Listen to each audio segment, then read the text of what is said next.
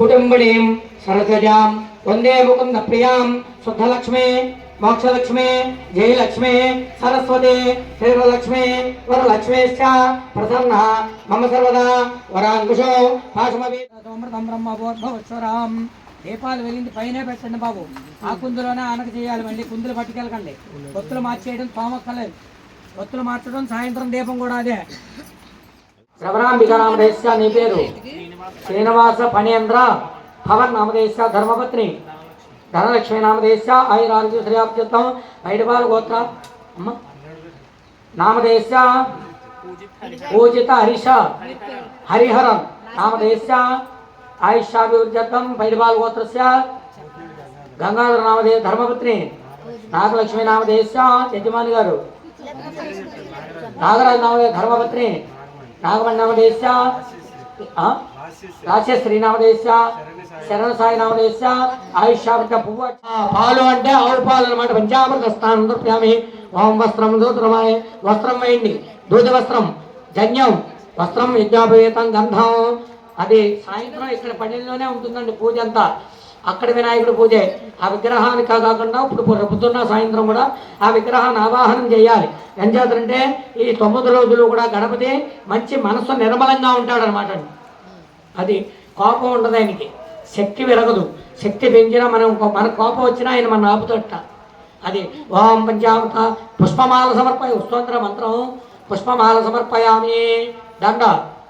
అదే వస్త్రమేక పుష్పం దేవుడి బట్టలేక దండ పుష్పలంగారం సమర్పయామి. వస్త్రాలు యజ్ఞోపవీతాలు వేసాక దండ తెచ్చిన వాళ్ళు వేయండి.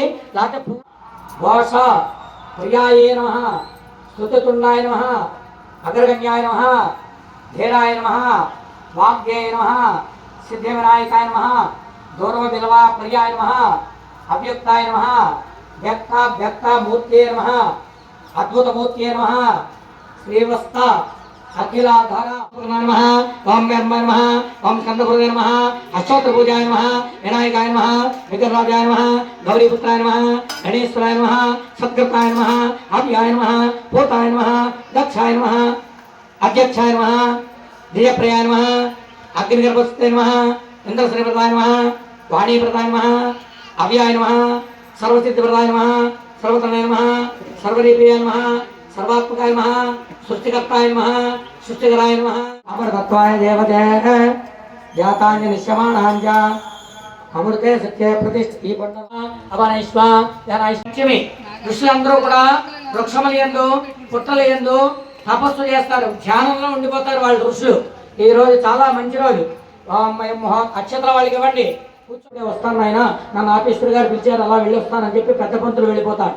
వెళ్ళిపోయేసరికి అమ్మవారి బంగారపు గాజులతో ఇక్కడి నుంచి ఇక్కడ వరకు చెయ్యాల చాపి ఆ చిన్న పంతులు గారి చేత కాస్త పులిహార ముద్దల కింద చేసి తింటుందమ్మ. అందులో ఆఖరికి వచ్చేసరికి ఇన్ని మెతుకులే ఉంటాయి, దస్తా కింద అంతా అయిపోతుంది. అందుచేతనే భగవంతుడు తిన్నట్టు మనకు కనపడ్డు. అందులో ఏమి వచ్చేసరికి పంతులు గారు నువ్వు తినేసామని చెప్పి ఆ పిల్లక మీద ఒకటి ఇస్తాడు ఆ కొడుకుని అనేసరికి అప్పుడు అంతా అట్ట ఈ యొక్క ప్రసాదము అంటే ఎప్పుడైతే మనం దేవుడికి నైవేద్యం పెట్టిస్తామో బ్రాహ్మణ వేద మంత్రాలతోటి పెడతామో అప్పుడు భగవంతుడు ఆలగిస్తాడు. చూపించండి. ఓం ఓం అపానాయిష్ట ఓం ధనాయిష్ట ఓం ఉదానాయిష్ట ఓం సమానాయిష్ట ఓం బ్రాహ్మణేశ్వరండి. అంటే బ్రాహ్మణ చేయించే పూజ అయితే బ్రాహ్మణులు వస్తారు. నిండా ధాన్యం పెట్టి వినాయకుడిని పెడతారు. ముద్రపల్లతోటి మట్టి మీద కొడతారు. అది ఆ బొమ్మ అక్కడ పెడతారు ఈశాన్యమూల. మన చెరువులైనా సరే పిల్ల వేసినప్పుడు నీరు పెట్టినప్పుడు వినాయకుడిని పెడతారు ఈశాన్యమూల. అందుకే గణపతిని ముందు పిలవాలి. ఆర్ధవ్యం ఆయనకి ఇచ్చారనమాట. ముందు శివపార్వతులు ఏ కార్యక్రమం జరిగినా బ్రాహ్మణులు ముందు వినాయకుడు పూజ చేయిస్తాం. దాన్ని గౌరీ పూజ అనరు. గౌరీ పూజ అంటే పెళ్లిలో గౌరీ పూజ చేయిస్తాం. గౌరీదేవిని రాతి గౌరీదేవి ప్రధానంలో చేయిస్తాం పెళ్లి కూతురు చేత. అది గౌరీ పూజ. ఇది గణపతి పూజ. నలుగు పిండితో చేసింది పార్వతీదేవి. కావలి కూర్చోబెట్టింది ఆయన. మనం పసుపు గణపతితో చేయాలి, పసుపుతో చేయాలి ఉండాలి.